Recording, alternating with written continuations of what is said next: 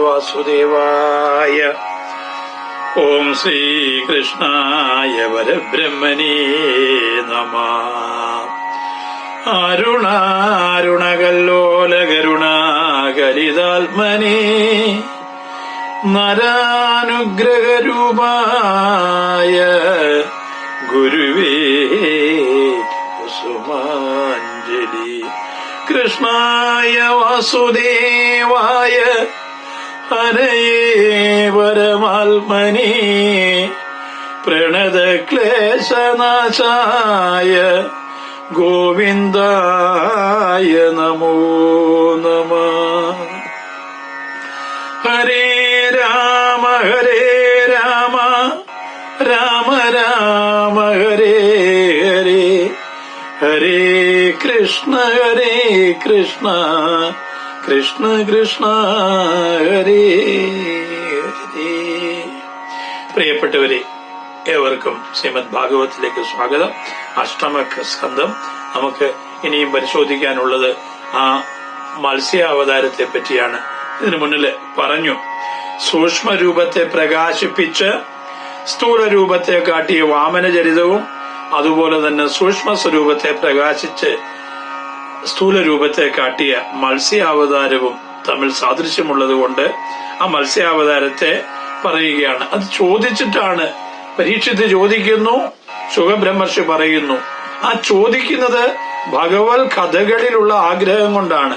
എന്തുകൊണ്ടാണ് ആഗ്രഹം ഉണ്ടാകുന്ന ചോദിച്ചു കഴിഞ്ഞാല്, ആത്മാനന്ദത്തെ ആവരണം ചെയ്തിരിക്കുന്ന അജ്ഞാന സ്വരൂപമായ അന്ധകാരത്തെ അകറ്റുന്ന അതിസമർത്ഥമായ ഭഗവാന്റെ ചരിതം ഏവർക്കും ആനന്ദമുണ്ടാക്കുന്നതായതുകൊണ്ടാണ് വീണ്ടും വീണ്ടും വീണ്ടും ചോദിക്കുന്നത്. ആ ഭഗവാന്റെ മഹാത്മ്യത്തെയും മായയെ അതിക്രമിക്കുന്ന പ്രകാരത്തെയും കേട്ടുകേഴ്വിയോ അറിവോ ഇല്ലാത്തത് കൊണ്ട് നമുക്ക് ഭഗവത് കഥകളിൽ കൂടുതൽ താല്പര്യമില്ല. അഥവാ ഒരു പരിധി വരെ ഉണ്ടെങ്കിലും ഭഗവത് ലീലകൾ ആടിയ ആ കഥകളിലുള്ള താല്പര്യം കൊണ്ടാണ്. അതല്ല, ഭഗവാന്റെ മഹാത്മ്യത്തിന്റെ വൈശിഷ്ട്യം അറിഞ്ഞുകൊണ്ട് ഭഗവാനെ ആശ്രയിക്കണം. അത് പറയാനാണ് ഈ മത്സ്യാവതാരത്തെ തന്നെ പറയുന്നത്. ബ്രഹ്മാവിന്റെ ആ ദിനാവസാനത്തില് അദ്ദേഹത്തിന് ചെറിയ രീതിയിലൊരു നിദ്രത്വം തോന്നി. ആ സമയത്ത് അദ്ദേഹത്തിന്റെ മുഖത്ത് നിന്ന് വേദദേവതകളായ യജുസാംന അഥർവ വേദങ്ങള്, ആ വേദദേവതമാര് സ്വരൂപത്തെ പ്രാപിച്ച് വെളിയിൽ വരുമ്പോൾ അവരെ ശരിക്കും പറഞ്ഞു കഴിഞ്ഞാൽ അന്നേരം ഹയഗ്രീവൻ തട്ടിക്കൊണ്ട് പോയി, അപഹരിച്ചുകൊണ്ടുപോയി. ആ ഹയഗ്രീവനെ കൊന്ന് വേദത്തെ വീണ്ടും ബ്രഹ്മദേവന് നൽകുക എന്നുള്ളതായിരുന്നു ആ അവതാരത്തിന്റെ പ്രത്യേകതയും. അപ്പോൾ ദിനാവസാനത്തിൽ ഉറങ്ങിപ്പോയ ഭഗവാന്റെ വായിൽ നിന്ന് വേദദേവതകള് വെളിയിൽ വരികയും ആ ദേവതകളെ ഹയഗ്രീവൻ അപഹരിക്കുകയാണ് ചെയ്തത്. ഇതറിഞ്ഞ ഭഗവാനാണ് മത്സ്യരൂപം ധരിച്ച് ഹയഗ്രീവനെ സംഹരിച്ച് വേദത്തെ വീണ്ടെടുത്ത് നൽകിയിട്ട് സമുദ്രജലത്തിൽ വിഹരിക്കുകയും ചെയ്തു. അപ്പോൾ കഴിഞ്ഞ കൽപ്പത്തിന്റെ വിവേകധൈര്യ ജ്ഞാനാദി ഗുണങ്ങൾ അറിഞ്ഞവനും മഹാത്മാവും സത്യവ്രതൻ എന്ന പേരോടുകൂടിയതുമായ രാജർഷിയായിരുന്നു അന്ന് ആ ജലത്തിൽ ഭഗവാനെ കണ്ടതും ഭഗവാന്റെ നിയോഗത്തെ അനുഷ്ഠിച്ചതും. ദ്രാവിഡ ദേശത്തെ ചക്രവർത്തിയാണ് പ്രിയവ്രതൻ. ഈ പ്രിയവ്രതൻ പിന്നീട് സൂര്യന്റെ പുത്രനായ മനുപുത്രനായി ശ്രാദ്ധദേവൻ എന്ന പേരോടുകൂടി വരുമ്പോഴാണെന്ന കാലത്താണ് ഈ മത്സ്യാവതാരം സംഭവിക്കുന്നത്. തുടങ്ങുന്നത് പ്രിയവ്രതനിൽ കൂടി ആണ്. ആ മന്വന്തരം ശ്രാദ്ധദേവന്റെയാണ് എന്നോട് പറയുന്നുണ്ട്. സത്യവ്രതൻ കഴിഞ്ഞ കൽപ്പത്തിൽ ഒരു നാൾ കൃതമാല എന്ന നദിയില് ജലതർപ്പണം ചെയ്തുകൊണ്ടിരുന്നപ്പോൾ അദ്ദേഹത്തിന്റെ കയ്യില് ഒരു മത്സ്യബോധം, ഒരു ചെറിയ മത്സ്യക്കുട്ടി വന്ന് കയ്യിൽ കയറി. അതിന്റെ ആ ദിവ്യമായ ആ സ്വരൂപത്തെ കണ്ട് അദ്ദേഹം അതിനെ തന്റെ കമണ്ഡലുവിൽ ഇട്ട് കൊണ്ടുവന്നു.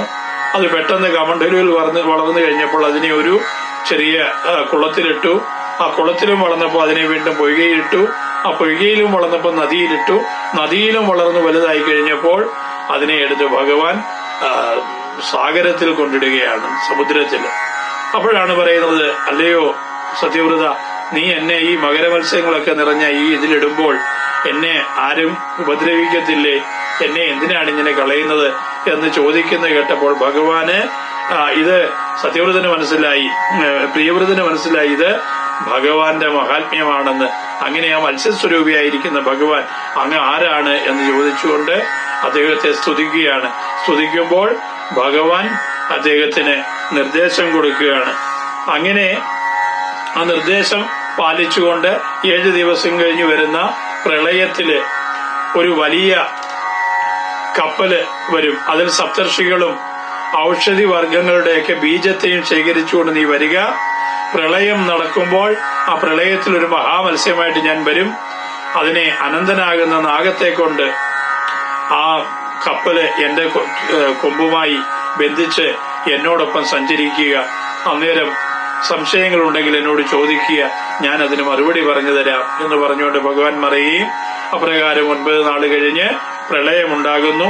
ആ പ്രളയത്തില് സപ്തർഷികളോടൊപ്പം കാറ്റും ഇരുട്ടും ഒക്കെ ആണെങ്കിലും സപ്തർഷികളുടെ ശരീരത്തിൽ നിന്ന് ഉത്ഭവിക്കുന്ന തേജസ് കൊണ്ട് വളരെ പ്രഭാവമാർന്ന ജ്യോതിർമയമാർന്ന ആ കപ്പലിൽ പ്രിയവ്രതനും കയറി.